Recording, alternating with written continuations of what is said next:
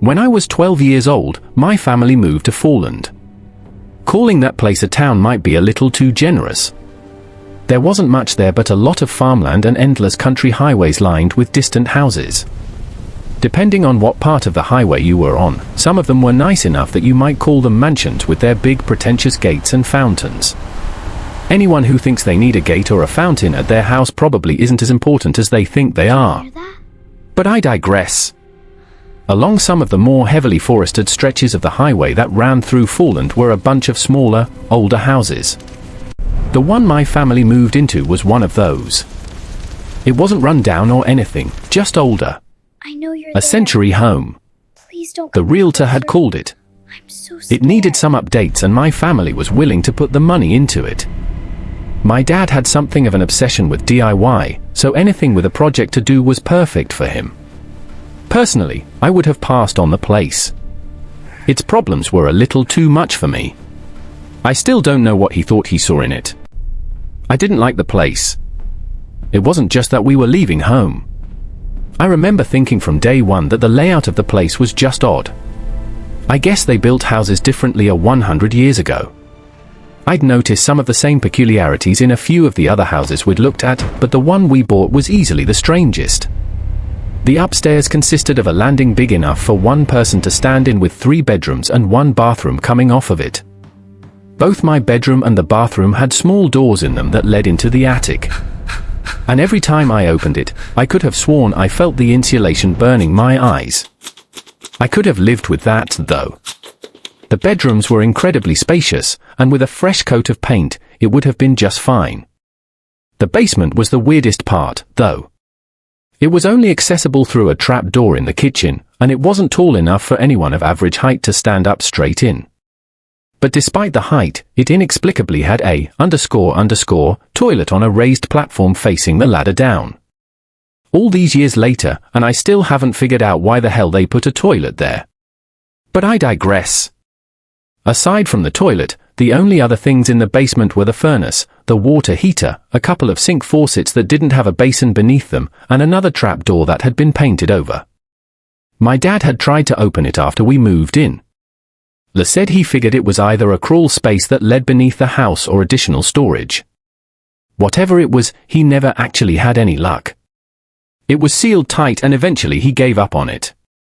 It wasn't worth ripping apart the basement for. Not yet, anyway. I remember that the first night we stayed in that house, I couldn't sleep. The movers had brought my bed up to my room and my dad had helped me put it back together, but it didn't really feel like it was my bed. I remember looking at the shapes of the still-packed boxes of my things in the moonlight coming through the window and feeling out of place. I suppose like I was trespassing somewhere. Maybe that's normal when you uproot your life for the first time. But it was bad enough that even as tired as I was, I couldn't manage to sleep. I'd mentioned it to my dad the next day and he told me that eventually I'd come to see the Faulland house as home. I remember hoping that he was right and knowing deep down in my gut that he wasn't. I think it was during that first or second week that I began to notice that things seemed to move around when nobody was around in that house. We'd go out for the evening for some reason, and when we'd come back, I'd notice that the clothes in my closet had been moved around. Not rearranged or anything, just moved. As if someone had gone through them. I think 1 or 2 things might have been missing, too. A few shirts, a pair of jeans, things that I'd noticed, but might not think too much about.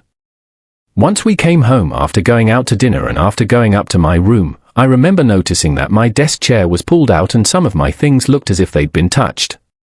It wasn't anything obvious. I hadn't exactly memorized the position of everything. It just looked different, as if somebody else had sat at my desk. It was crazy. I know it was, but I remember that I just couldn't get the thought of someone else living in our house out of my head. I never said anything to my family, of course. Even if I did, they would have just dismissed it. Distressed 12-year-olds aren't really the most reliable witnesses, and for what seemed like such a small, trivial thing, I probably wouldn't have listened to me either. Even when I started hearing sounds in the house at night, I don't know if anyone would have believed me. Old houses make noise. Anyone can tell you that. Even at 12, it's what I told myself when I heard the noise in the walls. Scraping sounds as if someone was moving just behind them, the creaks of old wood, and what I could have sworn were footsteps somewhere downstairs. It had to just be my imagination, right? My mind playing tricks on itself as I lay awake in my bed, unable to get comfortable. I remember the night when I got out of bed after realizing there was no way in hell I was going to get any sleep. My brain wouldn't shut off. The house had been making noise earlier, but now all just seemed too quiet. I figured I'd watch some TV or something. I'd done that before at our old house whenever I couldn't sleep. I'd get some water or juice and just sort of curl up on the couch. Last time I found some old 1960s superhero cartoons that were kind of neat to watch. So, I wanted to see if I could find that channel again. I crept down the stairs into the kitchen. And as I did, I heard noises deeper in the house. The scrape of movement inside the walls. That might have just been mice, although I could have sworn that it sounded like something a lot bigger. I was near the bottom of the stairs when I heard what was unmistakably the sound of footsteps, heavy upon the linoleum kitchen floor. Someone was walking around in there. Immediately, I froze. Was someone else in the house awake? No. No. I heard my dad snoring in his bedroom and I would have noticed if Mom left to go downstairs. It couldn't be them. From my vantage point on the stairway, I saw a light come from the kitchen as someone opened the fridge and I heard the shuffling footsteps as the unknown figure walked around. Slowly, I crept down the stairs, making a point to be as quiet as I possibly could. I had to know who was in there. I had to see them for myself. All I had to do was peek around the corner and I'd have my answer. It would be simple. And I reasoned that if I was seen, I could rush back upstairs before they could catch me. I reached the bottom step and peeked out into the kitchen. In the dim light from the fridge, I saw my dad standing there. Almost immediately, I felt a feeling of relief washing over me. Of course, it was just my dad. Looking back at it, it seemed stupid to think that anybody else was in the house. He pushed things in the fridge aside as if he were looking for something. Then he took out a package of half-empty raw bacon. I watched him for a moment as he turned it over in his hands before sliding his fingers into the plastic and pulling out the slimy, limp strips of meat and fat. Without even stopping to think about it, he stuffed the bacon into his mouth, chewing it loudly. I watched him in quiet disbelief. Was he seriously eating raw bacon out of the package? That was disgusting. The sounds he made turned my stomach a little bit, too. Wet smacking and chewing noises that I'd never heard anyone else make while they ate before. He greedily reached back into the package and crammed another handful of raw bacon into his mouth, still loudly chewing as he stared into the fridge for more. He didn't seem to see anything. Instead, he just clutched the package and closed the fridge door before wandering over to the other side of the kitchen in the dark. That was when I noticed that the trap door leading into the basement was open. I watched as my dad shambled toward it. He crammed the last of the bacon into his mouth before he began to descend, still holding the empty package. A hand reached up to pull the trap door closed behind him, but I could still hear the shuffling footsteps beneath me. I could hear my dad walking deeper into the basement, and I heard the sound of something else being closed with a heavy thud. My heart was racing as I retreated back up the stairs. And as I did, I could hear my parents snoring in their bedroom. No, not my parents.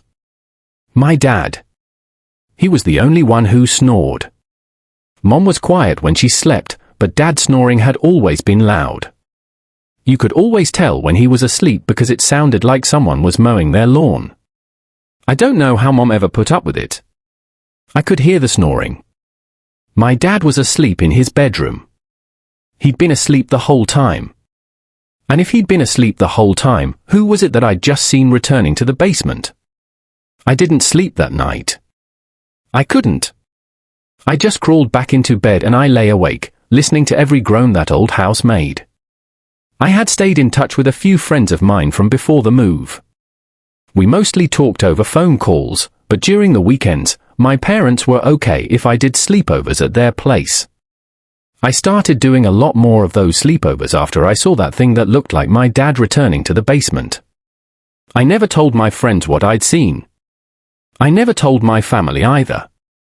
I just wanted to be out of that house. The nights where I had to stay there were sleepless.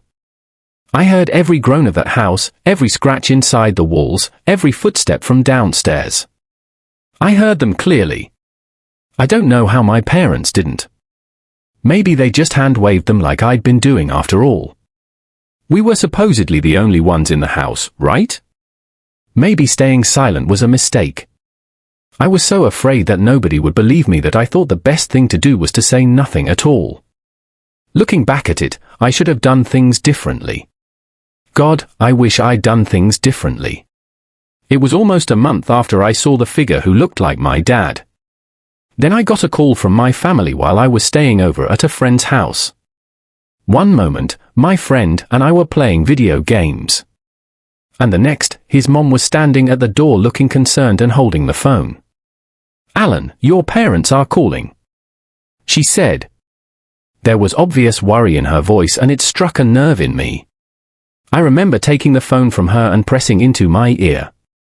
"Hello. Hello, Alan." A voice replied. It was a voice I recognized. It sounded like my mother's voice. It sounded like it, but I knew the moment it said my name that it was not my mother speaking. "I'm afraid there's a bit of an emergency. I'm sorry, but we need you to come home right away." Something about that voice sent a chill through me. Something about it sounded so wrong. I gripped the phone tight, almost tight enough that my knuckles turned white. "Yeah, sure thing," I said. Then I hung up. She was just checking in on me. I told my friend's mom, and I remember putting on a fake smile. I don't think she bought it for a second, but it was the best I could manage, and she didn't press the issue. That night, I left my friend's house alone. I didn't tell him where I was going. I don't even think I knew where I was going. I've never looked back. I've had a hard life since then. I've slept on park benches. I've been forced to rely on the charity of others. I've been robbed, beaten, and hungry for days on end. But I've managed to survive and put as much distance between myself and Faulland as I could. I've made a decent life for myself. I don't stay in one place for too long. I hop between under-the-table jobs every few months. But despite that, I've saved up enough money to take care of myself. I even managed to buy a cheap car that gets me from place to place. It's not a glamorous existence. What I make do. I looked myself up a few years ago. According to Facebook, Alan Shaw is a college graduate. He works a tech job in Burlington, Ontario. He's got a dog and a girlfriend. And he looks just like me, more or less, or looks like what I might have looked like if I'd had his life. But I know the truth about him. I know what he isn't. I've looked at the faces of his mother and father. Faces that look like my own family in the ways that matter. But I can still see the difference. It's in the eyes mostly. Once or twice I fantasized about buying a gun, hunting them down and destroying them, but I could never bring myself to do it. I don't really think I have the stomach for that kind of thing. Assuming I even could kill them, it wouldn't change anything. It wouldn't give me much closure. I just either kill some things that look like me and the people I used to love or die in the process. Although, after reading something in the news the other day, I might just change my mind. You see, a house in Faulland burned down a couple months ago. They say it was an electrical fire. Nobody was killed, but they found human remains in the basement. Around 15 corpses. 15, that blows my mind. Well, you want to know what the real kicker is? You want to know the weird part? They tried to ID those corpses.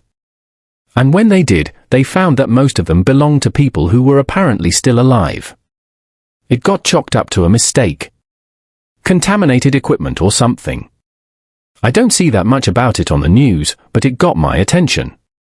15 corpses, 15 replacements, maybe more. I don't know how long it's been going on. Maybe it's better that I don't ever know, but something tells me that what happened at the Faulland house isn't really the end of it. It's not just me this thing has affected. Maybe I'm just the only one who knows about it, but it's happened to others before. And something tells me that it's going to happen again. I don't know what's worse anymore. Hunting down and killing the things that look like me and my family, or leaving them be. Letting them keep doing what they've been doing. Either way, I'm going to have to live with something horrible. That's just the fact of the matter. But maybe it won't be so bad. If the thing I'll have to live with is worth it. Maybe become a channel member today for early access, bonus videos, and special emojis only available to members. Check out the description below or click the join button for more info. If you'd like another way to help support the channel, please consider joining my Patreon page at patreon.com/JordanHR. As a patron, you'll get access to bonus videos and content. You'll be credited at the end of every video going forward. And if you decide to stay for 3 months, I'll name a character after you, which will be featured in a Hollow's End story. Links to join the Patreon are in the description. Thanks everyone for listening. Please like, subscribe, and comment to help the channel continue to grow. And see you again next time at 4 o'clock p.m. Eastern Standard Time. Hope you have a great night.